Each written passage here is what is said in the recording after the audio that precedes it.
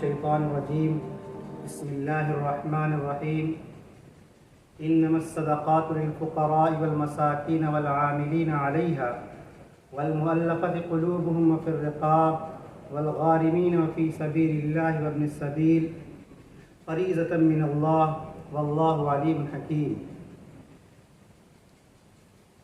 شروع اللہ کے نام سے جو بے انتہا مہربان اور نہایت رحم والا ہے۔ یہ صدقات تو دراصل فقیروں اور مسکینوں کے لیے ہیں اور ان لوگوں کے لیے ہیں جو صدقات کے کام پر مامور ہوں اور ان کے لیے جن کی تالیف قلب مطلوب ہو، نیز یہ گردنوں کو چھڑانے اور قرض داروں کی مدد کرنے میں اور راہ خدا میں اور مسافر نوازی میں استعمال کرنے کے لیے ہیں۔ ایک فریضہ ہے اللہ کی طرف سے اور اللہ سب کچھ جاننے والا اور دانا و دینا ہے۔ محترم ناظرین کرام، میں آپ کے سامنے ایک مختصر تذکیر پیش کروں گا، بغور سماعت فرمائیں۔ تذکیر کے لیے قرآن کریم کی مشہور معروف سورہ توبہ، اس کی آیت نمبر 60 میں نے تلاوت کی اور اس کا ترجمہ بھی پیش کیا۔ اسی آیت کی تذکیر انشاءاللہ میں آپ کے سامنے پیش کروں گا۔ قرآن کریم کی آیت نمبر 60 سورہ توبہ کی اس آیت میں اللہ تبارک تعالیٰ نے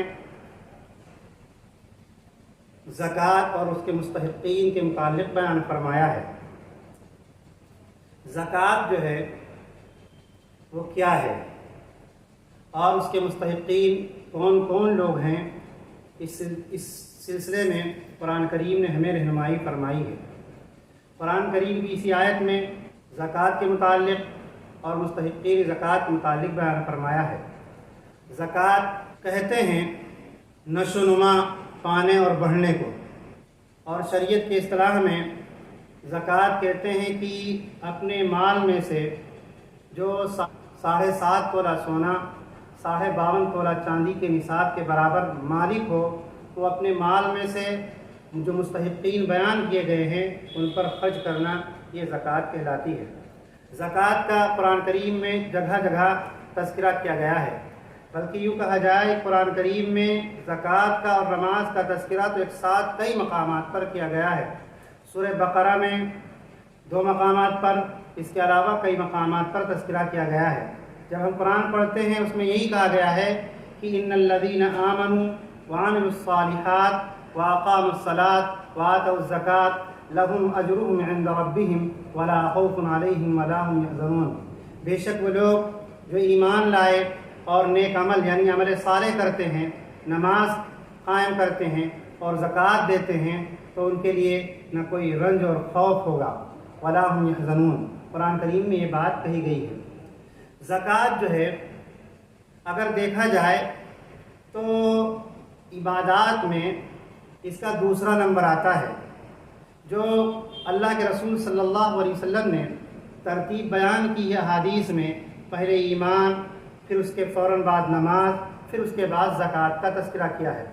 زکوٰۃ جو ہے ایسی اہم ترین عبادت ہے جو تمام عبادتوں پر فوقیت رکھتی ہے، اور بلکہ بعض مرتبہ جو افضلیت کے اعتبار سے، فضیلت کے اعتبار سے قرآن کریم میں جو زکوٰۃ کا مقام مرتبہ بیان کیا ہے، دوسری عبادتوں کا نہیں بیان کیا ہے۔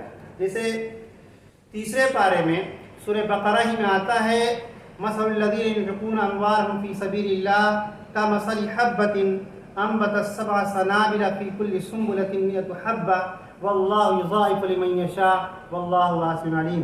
یہاں پر اللہ تبارک تعالیٰ نے زکوٰۃ کی جو فضیلت بیان کی ہے، زکوٰۃ دینے والوں کی، کہ اللہ تبارک تعالیٰ کئی گنا 700 گنا بڑھا کر ان لوگوں کو دیتا ہے جو زکوٰۃ کا عمل کرتے ہیں۔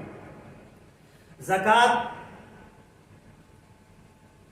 کا یہ نظام جو عبادت کہلاتا ہے، یہ مالی عبادت ہے۔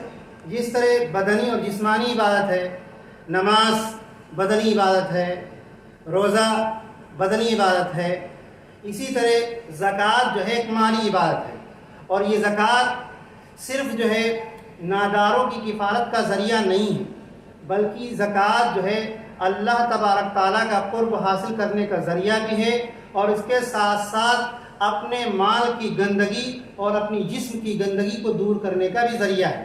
قرآن کریم میں آتا ہے سورہ توبہ ہی میں اللہ تبارک تعالیٰ نے ارشاد فرمایا خذ من اموالہم صدقۃ تطہرہم وتزکیہم بہا وصلی علیہم، اے محمد صلی اللہ علیہ وسلم آپ جو ہے کیا ہے ان لوگوں سے کیا ہے مال لیجئے، خذ من اموالہم صدقۃ تطہرہم، ان کے مالوں میں سے آپ صدقہ وصول کیجئے اور ان کو پاک کیجئے اور ان کا تزکیہ کیجئے۔ اس کے علاوہ قرآن کریم میں یہ بھی آتا ہے کہ زکوٰۃ جو ہے مغفرت کا بھی ذریعہ ہے، زکوٰۃ اللہ کے قرب کا ذریعہ ہے، زکوٰۃ نجات کا ذریعہ ہے، زکوٰۃ فلاح کا ذریعہ ہے۔ قرآن کریم میں 18ویں پارے میں سورہ مومنون میں اللہ تبارک تعالیٰ مومنوں کی صفات بیان فرماتا ہے، وہ ایسی صفات جنہیں اللہ تبارک تعالیٰ پسند کرتا ہے۔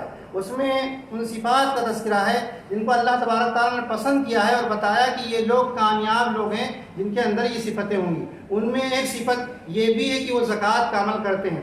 قد افلح المؤمنون الذین هم فی صلاتهم خاشعون والذین هم عن اللغو معرضون والذین هم للزکاۃ فاعلون۔ اسی طرح جو زکوٰۃ جو ہے جو مالی عبادت ہے، کوئی کسی قسم کا ٹیکس نہیں ہے بلکہ عبادت بھی ہے اور اعانت بھی ہے۔ اگر دیکھا جائے جو زکوٰۃ کی جو تعلیمات ہیں وہ یہی ہے کہ ایک پہلو تو یہ ہے اللہ کی عبادت بھی ہے، دوسرا پہلو یہ ہے کہ یہ خدمت انسانیت کا ذریعہ بھی ہے بلکہ اعانت انسانیت بھی ہے اور خدمت خلق بھی ہے۔ یہ دو پہلو خاص طور پر زکوٰۃ کی تعلیمات سے نکل کر آئے ہیں کہ اللہ کی عبادت بھی ہے اور انسان کی خدمت بھی ہے اور اللہ کے رضا بھی ہے اور اس کے ذریعے سے دین کی خدمت بھی ہے۔ قرآن کریم میں آتا ہے انفروا خفافا وثقالا وجاہدوا باموالکم وانفسکم فی سبیل اللہ، کہ اپنے مالوں کے ذریعے سے اپنی جانوں کے ذریعے سے اللہ کے راستے میں کیا کرو، جہاد کرو۔ یہ ساری آیتیں ہمیں بتاتی ہیں کہ زکوٰۃ کتنی اہم ترین چیز ہے۔ اب آئیے زکوٰۃ کے مستحقین کون کون ہیں۔ زکوٰۃ کے مستحقین جو ہے قرآن کریم نے متعین کر دیے کہ یہ 7 لوگ ہیں، 8 لوگ ہیں۔ ان میں بتا دیا کہ سب سے پہلے جو ہے فقراء ہیں، پھر اس کے بعد مساکین ہیں، انما الصدقات للفقراء والمساکین والعاملین، تیسرے نمبر پر عاملین ہیں۔ فقیر وہ کہتے ہیں جو حاجت مند اور ضرورت مند ہو، یعنی ہر قسم کا محتاج ہو، لوگوں کے سامنے اپنا دست سوال بھی کرتا ہو، لوگوں کے سامنے اپنی ضرورتوں کو رکھتا ہو۔ مسکین ایسا شخص ہے جو ضرورت مند تو ہو لیکن وہ لوگوں کے سامنے دست سوال نہ کرتا ہو، اس کی غیرت، اس کی خودداری اس کے سامنے رکاوٹ بنتی ہے۔ اللہ کے رسول صلی اللہ علیہ وسلم نے فرمایا کہ مسکین تو بہت زیادہ مستحق ہے، ان کو بہت زیادہ کیا ہے ان کی مدد کی جائے، زکوٰۃ میں ان کا خیال رکھا جائے۔ اسی لیے دوسرا جو دوسرے لوگ ہیں وہ مسکین ہیں۔ تیسرا عاملین ہیں۔ عاملین کہتے ہیں وہ لوگ جن کو زکوٰۃ کی وصولی کے لیے متعین کیا گیا ہو۔ یہ فقیر، مسکین، محتاج تو نہیں ہوتے ہیں، لیکن اسلامی سلطنت کا جو ادارہ ہوتا ہے اس ادارے کے ذمہ داروں نے زکوٰۃ وصول کرنے کے لیے ان لوگوں کو متعین کیا ہو، یہ عاملین زکوٰۃ کہلاتے ہیں۔ یہ بھی زکوٰۃ کے مد میں سے ان کو زکوٰۃ دی جا سکتی ہے۔ اسی طرح پھر چوتھا ہے مؤلفۃ قلوب۔ مؤلفۃ قلوب کہتے ہیں کہ وہ شخص جس کو تالیف قلب کی ضرورت ہو، جس کو دینے کے ذریعے سے یوں کہ زکوٰۃ کی رقم اس کو دی جائے اور اس کی مدد کی جائے، وہ دین اسلام کی طرف مانوس ہوگا، یا اگر دین اسلام کی سے مانوس ہے تو دین اسلام کی طرف وہ آ جائے گا۔ تو تالیف قلب کے لیے رسول اللہ صلی اللہ علیہ وسلم نے یہ عمل کیا ہے، تالیف قلب کے لیے بھی زکوٰۃ دی جا سکتی ہے۔ زکوٰۃ کے جو مستحقین ہیں ان میں ایک مستحق یہ ہے کہ جس کو مؤلفۃ قلوب کہتے ہیں، اور پھر اس کے بعد جو ہے والغارمین، غارمین کہتے ہیں غلام کو، یعنی اب یہ غلام کا دور تو نہیں رہا، اگر غلامی کا زمانہ ہو، کوئی کسی غلامی میں پھنسا ہو تو اس کو غلامی سے آزاد کرانے کے لیے زکوٰۃ کے پیسے سے اس کی کیا ہے مدد کی جائے۔ اور اسی طرح پھر آتا ہے قرض دار کا۔ قرض دار جو ہے ایسا قرض دار جو ہے کہ وہ قرض میں ڈوب گیا ہو، اب وہ مستحق ہے کہ اس کو زکوٰۃ کے پیسوں سے مدد کی جائے اور اس کو اس کے سے کیا ہے نکالا جائے۔ قرآن کریم نے اس کا بھی تذکرہ کیا ہے کہ ایسے لوگ بھی مستحق ہیں جو قرض دار ہوں، قرض میں ڈوبے ہوں اور ان کے پاس قرض کی ادائیگی کی کوئی شکل و صورت نہیں ہو اور کوئی ذریعہ آمدنی نہ ہو کہ وہ قرض کو ادا کر سکتے ہیں۔ اس لیے قرض کی ادائیگی کے لیے زکوٰۃ کے پیسوں سے مقروض کی مدد کی جائے گی۔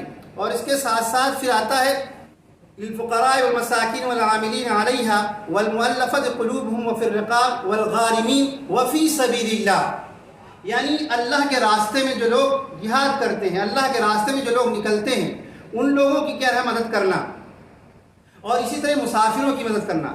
یہ تقریباً 8 وہ لوگ ہیں جن کے اللہ تبارک تعالیٰ نے پوری فہرست بیان فرمائی ہے کہ یہ وہ 8 مستحقین زکوٰۃ ہیں جن کو زکوٰۃ کے پیسوں سے ان کی مدد کی جائے گی اور ان کو خیال رکھا جائے گا۔ قرآن کریم میں آتا ہے دوسری جگہ میں وَفِي أَمْوَالِهِمْ حَقٌّ لِلسَّائِلِ وَالْمَحْرُومِ کہ زکوٰۃ میں محروموں کا اور مانگنے والوں کا حق ہے۔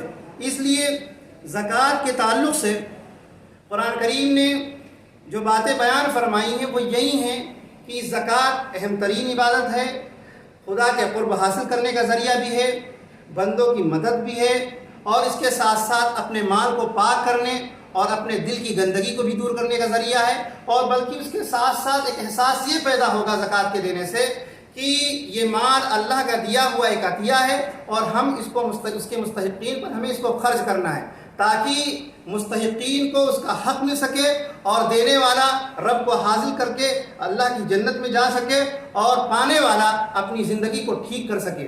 یہ خاص طور پر زکوٰۃ کے سلسلے میں اور مستحقین کی زکوٰۃ کے سلسلے میں قرآن کریم نے ہدایت کی ہیں۔ اللہ تبارک تعالیٰ سے دعا ہے کہ اللہ تبارک تعالیٰ ہم سب کو زکوٰۃ کے جو مستحقین ہیں ان تک زکوٰۃ دینے اور پہنچانے کی اللہ توفیق دے، اور زکوٰۃ کو جس طرح ادا کرنے کا اللہ تبارک تعالیٰ نے مطالبہ اور تقاضا کیا ہے اسی طرح ہم کو زکوٰۃ ادا کرنے کی توفیق عطا فرمائیں۔ وآخر دعوانا الحمد للہ رب العالمین۔